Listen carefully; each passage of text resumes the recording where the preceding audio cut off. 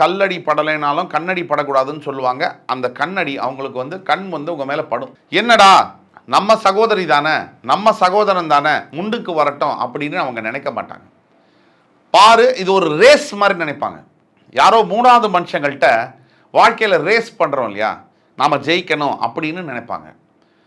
இது ஒரு முக்கியமான ஒரு பாயிண்ட். இது இந்த பிரதர்ஸ் அண்ட் சிஸ்டர்ஸோட ரிலேஷன்ஷிப்பில் சிம்மராசிக்கு வந்து நிம்மதியை வந்து, ஆனால் சிம்மராசிக்காரர்களாகி நீங்கள் பாசத்துக்கும் பந்தத்துக்கும் ஏங்குவீங்க.